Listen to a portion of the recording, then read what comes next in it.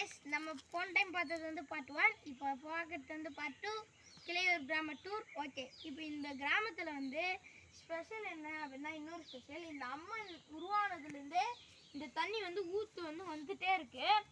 இந்த ஊற்று வந்து அங்கேருந்து வருதுன்னு யாராலையுமே வந்து கண்டே பிடிக்க முடியல. அதே மாதிரி இந்த தண்ணியில் வந்து இன்னொரு ஸ்பெஷல் இருக்குது. நம்ம கையில் வந்து மஞ்சள் கொட்டிட்டு நம்ம வீட்டில் இருக்க தண்ணியை வச்சு கழுவுனா அந்த மஞ்சளோட கரை வந்து போகாதீங்க இல்லைங்களா. ஆனால் இந்த தண்ணியில் கழுவுனா போயிடுது.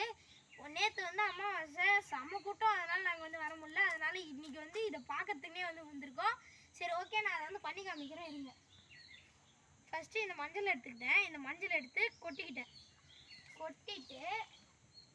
இப்போ இந்த தண்ணி எடுத்து கொஞ்சோண்டு ஊற்றிக்கினேன். தண்ணி எடுத்து ஊற்றி குழப்பிக்கிட்டேன். இப்போ நம்மளுடைய கை வந்து கொஞ்சம் நேரம் ஊற வச்சிட்டோமா. இப்போ இதோட கரை எப்படி இருக்கும், நம்ம கையில் இருக்கும் தான் நினச்சிட்டு இருப்பீங்க. ஆனால் இல்லை. இப்போ பாருங்கள், கழுவிட்டேன்னா இப்போ பாருங்கள், அந்த கரையே இல்லை. இதுதான் வந்து இந்த அம்மனோட பவரு. இந்த தண்ணியில் வந்து செம்ம பவர் இருக்குன்னு சொல்கிறாங்க.